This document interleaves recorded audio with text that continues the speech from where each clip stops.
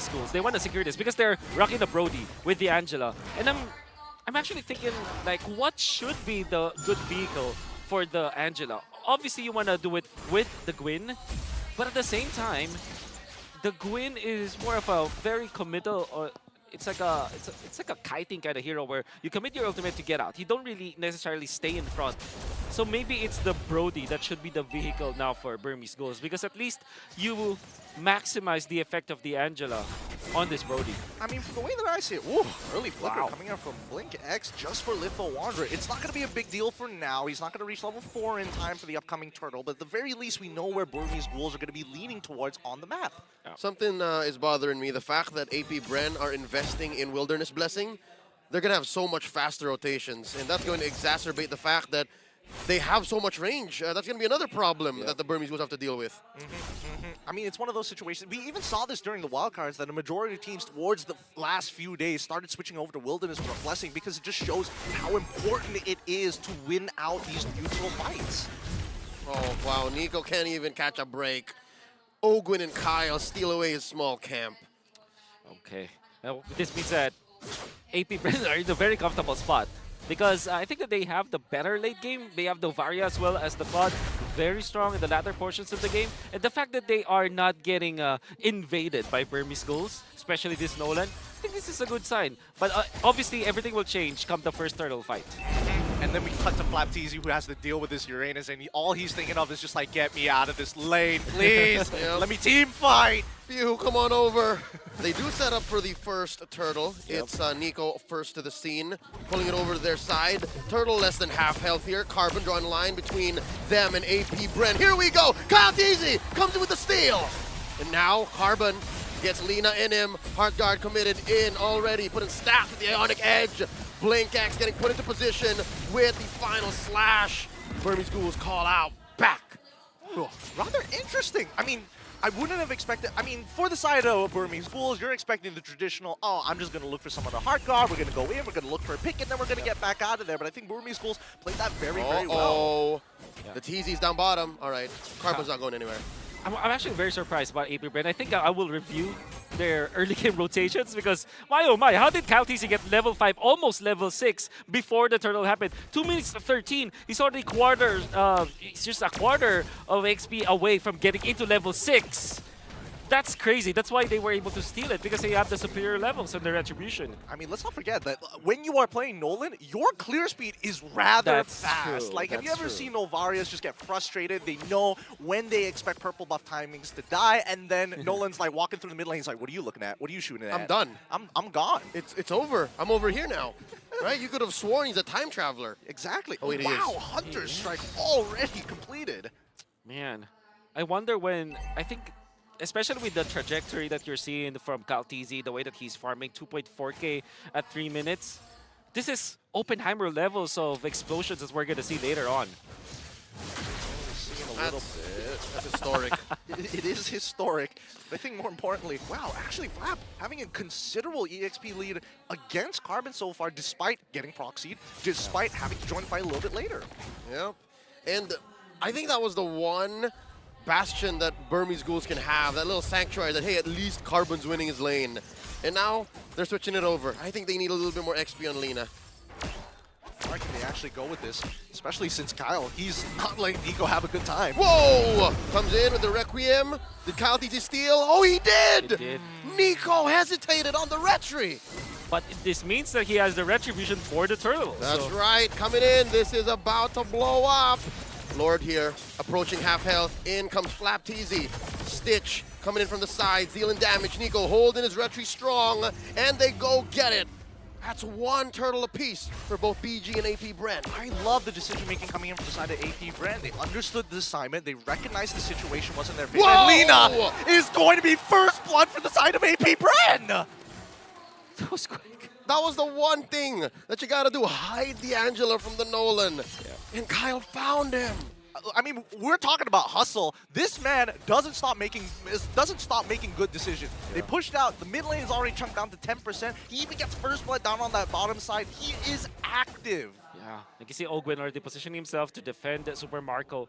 Now AP BREN can leave the Nolan just, you know, roaming around. far too farmed.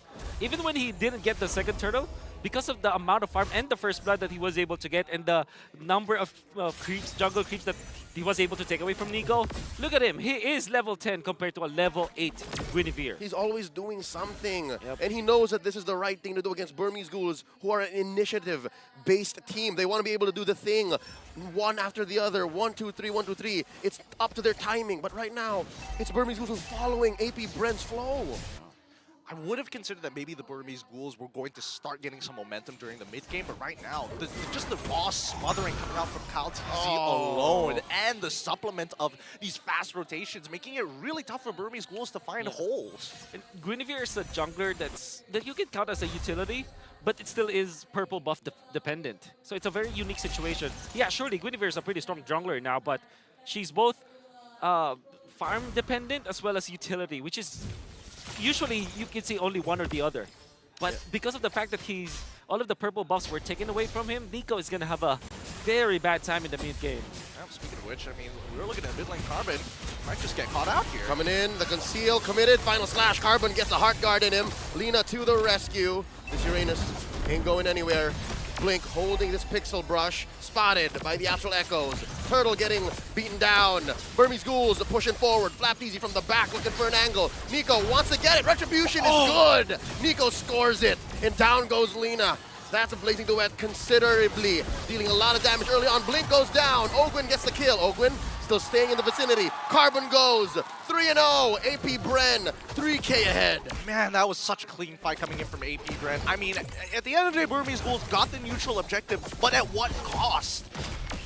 They would eventually get their orange buff, I believe, Nico. And Stitch stayed alive. So those are just some consolation prizes for Burmese Ghouls, but Gideon painted it well.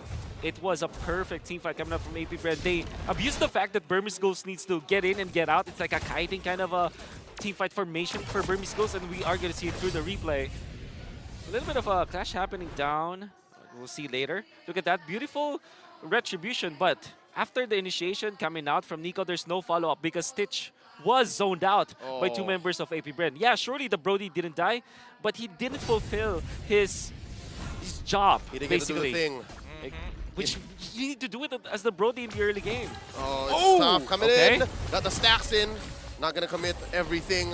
Burmese Ghouls playing with the range. And I think that's what also helped AP BREN win that perfect team fight, as you gentlemen were saying. They have so much range, they have so much diverse initiations that it spaces out Stitch. Yeah, it really does. I mean, Nico didn't have his ult to actually follow up and start a new fight, but in the meantime, at least they got a shutdown on towards Kyle TZ at the attempt of attacking that purple buff side from Burmese Ghouls. At the very least, we're seeing that Burmese Ghouls are scaling, right? 2 items already completed for the side of Brody, maybe a 3rd one on the way, and at this point, it's starting to get real dangerous, especially when you see Brody nearby. Okay, not only for AP BREN, but at the same time, Burmese Ghouls, if they just realize that this is actually their power spike, they need to make the moves now. Fortunately, they have this Uranus that can actually be the vision provider around the Lord area. And the fact that they have taken out the turtles rather quickly, this means that the Lord is spawning also rather early. Oh, and AP BREN know that this timing is key. Blink looking to get into that. Because AP BREN, they have the advantage coming in. They catch one. Ogwin in the skies. Carbon gets his eyes on him. I'm offended. They're trying to burst down the roamer. They're trying to take down the Edith. And the Lord gets reset. AP BREN calling it off. I like this plan a lot, honestly. Oh! Final slash coming in. Carbon, he's in jeopardy. Gets the heart guard in just in the right time. 5th of his health coming back up, down to half. Nico commits. Both teams playing footsies, dancing around the Lord. And oh, so many ults spent from both sides, but neither have the advantage. Ogwin gets the Earth Shatter. Lord at half health, pulled just about an inch out, gets another reset. Stitch, a 1/3 of his health left.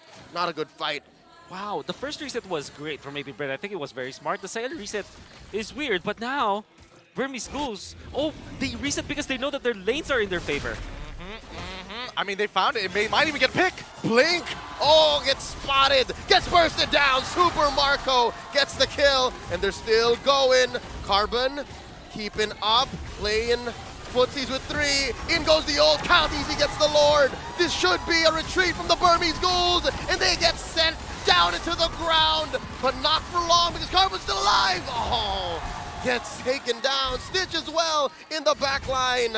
Few gets him. Flapped Easy punished by Lena, but it's just too little too late. Ooh, what a great bait coming in from Super Marco to actually force in one more kill from the side of the Burmese Ghouls. He was playing on a fine line. What a reset coming out from AP BREN. At first glance, you would think that the second reset was weird, but then if you look at the map, the lanes are going to be pressured against Burmese Ghouls side, and that meant that Burmese Ghouls needed to disperse. And then AP BREN also took advantage of the massive XP difference. Countess was level 14, while Nico was just level 11 during that Lord fight, and there was really no chance. And despite that gap, they still managed to find Nico with the knockup coming out from Oakwen, making it a no contest at all for the Retribution battle. AP BREN with a massive Lord dance. I mean, the crazy part about it all is the fact that AP BREN gives so much Whoa! respect. Oh, he's fine, but oh, wait. Got the Purify in. Big fight coming up. Final slash puts Nico right under the ground, taking a dirt nap while the rest of AP BREN destroy that inhibitor up top. They're moving along. Lord's still standing. I'm telling you, AP BREN are playing so respectful. I feel like in these types of situations with this kind of a lead, they start getting right up into your face. But against Burmese Ghouls, they're forcing out resources. They're starving them out. They're trying to burst down Stitch in the middle of their base. Oh, there's an onward. Carbon gets sent into the skies. Heart guard into him. Super Marco still barreling away. Blink looking for the pull. Still does not have the old flap. Easy down. Torn apart memory, tearing him in half. Super Marco very low. Carbon still alive. A tenth of his health. Oh, he goes. Few takes him down. 1 for 1. Oh man, Few just literally showed how much gold they have when it comes to advantage. That's just skill number 2, and he gets so much damage with the Impure Rage against the Uranus. And I believe that Carbon is not yet that farmed, especially because he's struggling. I mean, like, he needed to secure the front lines for the team. That meant that a lot of farm might have been taken away from him. In fact, he's just 6.3k compared to Few 7.7k with the Ice Queen 1 as well as the Truncheon and the Arcane Boots. That meant that Few's damage at this point, 12 minutes into the game, his scaling was, what? It was quickened. This is difficult because we're looking at what, 13 minutes in, right? Starting at the 6 or 7 minute mark, AP BREN has flexed their range diversity. And so far, Burmese Ghouls, we called it in the draft, right? They're really only relying on Stitch. Yep. And there's only one way to go about this. They've been trying to put some damage on Carbon with the Heart Guard, and now they're forced to do it. Oh, in a defensive manner, Stitch gets the Heart Guard on him, and they're gonna burst him down. Stitch goes, the first casualty. Now Blink. Oh, Super Marco blasting him, point blank, survives, but only for a second more as Super Marco still eventually gets his man. Nico in the back line trying to take down Flap Teasy, gets him. 2 for 1, the trade so far. Burmese Ghouls back inside their own base. It's Lena and Carbon defending.